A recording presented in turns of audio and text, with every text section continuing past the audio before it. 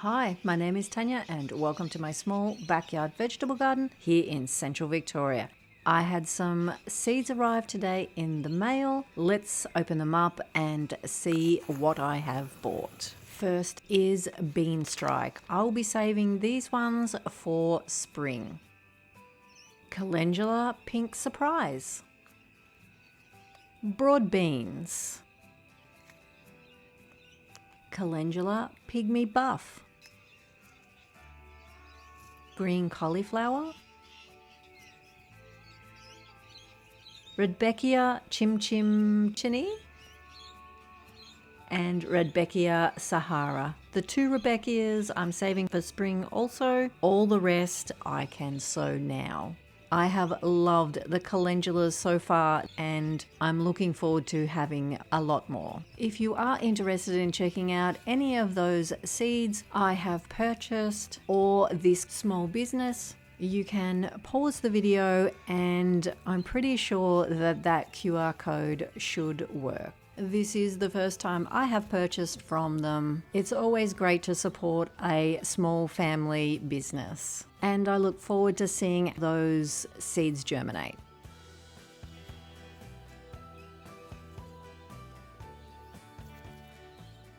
This lemon verbena has gone ahead, now it's in the pot. Normally it gets hit quite hard with the frost, but this has grown wonderful with the protection where it is. Every time I slide my little gate back and forth, I can smell this beautiful lemon verbena.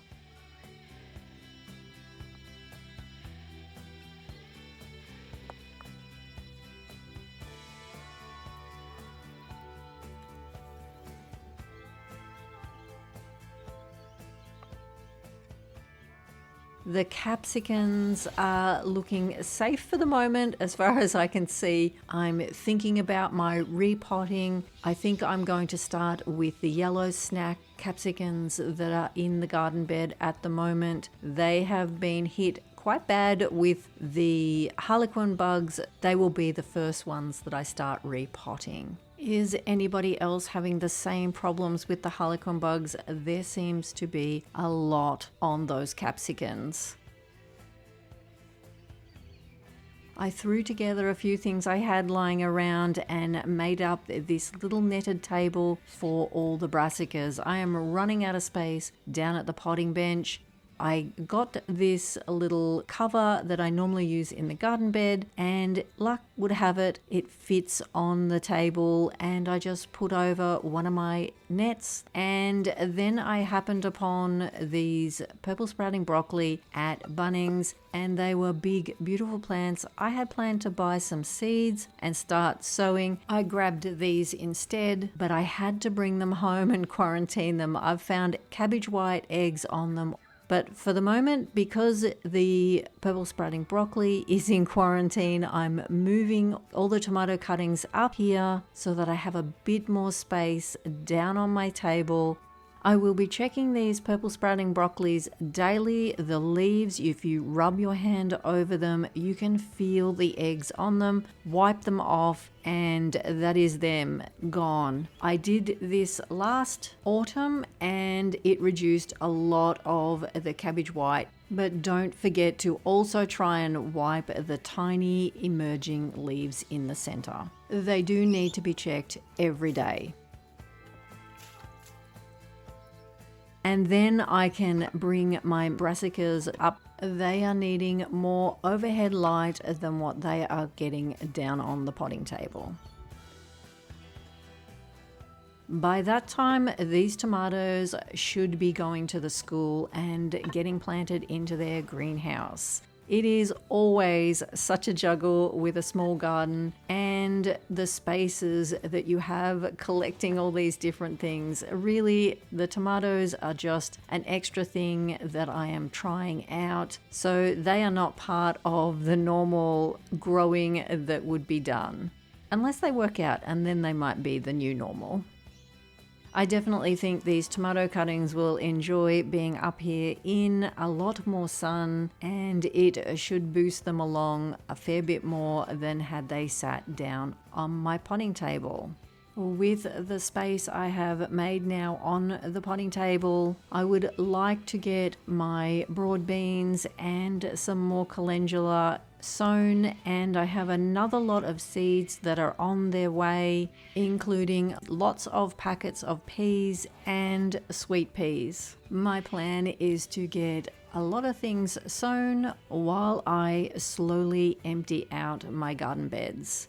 There is also garlic I want to prep and get it ready. I will be pre-soaking the garlic cloves in the sea salt solution and starting them off in some soil so they are ready to go as soon as my garden bed is. And also the walking onions. I need to prep that spot where I had them planted last year and get some more of the smaller bulbils in.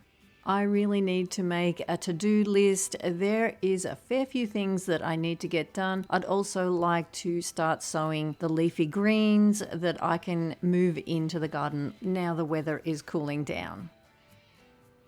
I found these beauties while I was at Bunnings. They are a cross between an echinacea and a rudbeckia. Saw them and I thought they were so beautiful. I had to grab two. They are a perennial, so I have to make sure I can overwinter them. I think I will plant them into these lovely old buckets. That way I can move them around to get the most amount of light. I'm not sure how they're going to deal with winter. I am assuming that they will just go dormant like the echinacea. But for now, I'm just going to enjoy these beautiful blooms and hope to see them again in spring.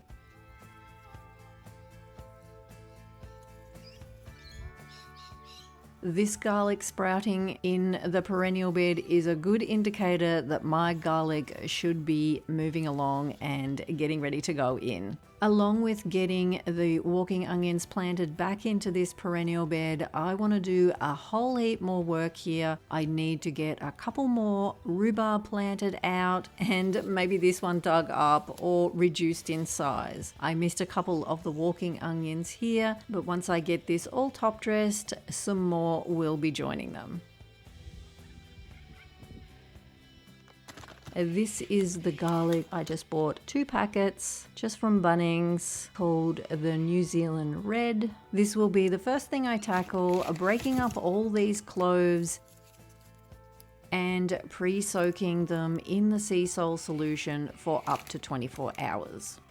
These are the red Brussels sprouts that were sown on the 24th of February, and my snowball cauliflowers, they are looking very leggy, so they need to get up onto the top potting bench where they can enjoy more overhead light.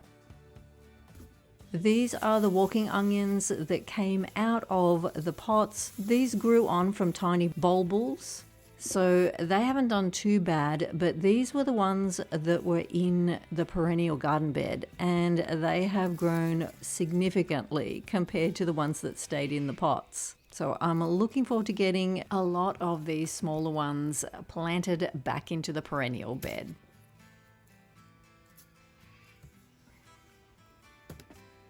But in the meantime, let's go harvest some corn. It is ready to come out and there's a lot of cobs here, so I'm going to tackle some today and the rest in a couple of days' time. That way I can make sure I get each batch prepped and in the freezer.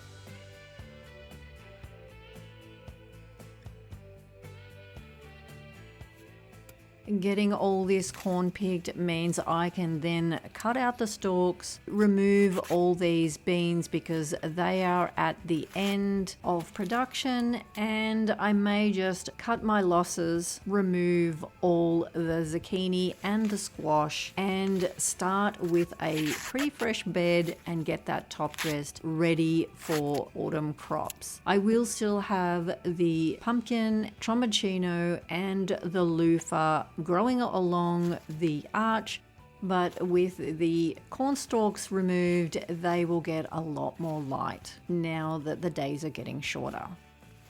I really never thought that when I overseeded all the corn into tiny little punnets and then planting them out so thickly that I would get this many cobs. It has been a great experiment just seeing how much corn you can grow in a raised garden bed.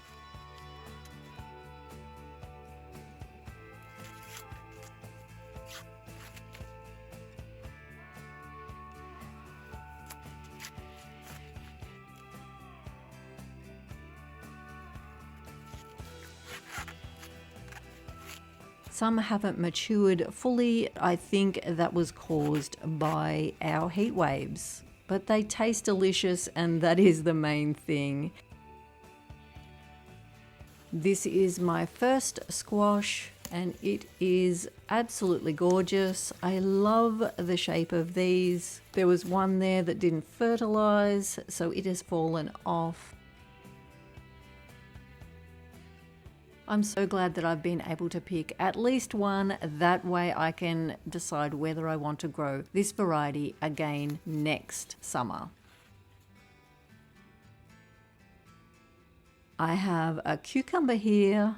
It's so green and beautiful, but I am giving it to Mrs. Possum. It is my bribe to her to leave my capsicums alone.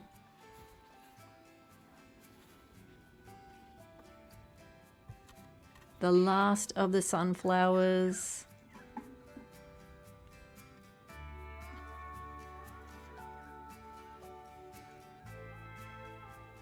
And my last job for the evening is to get a little bit of liquid fertilizer on the new plants and on the purple sprouting broccoli.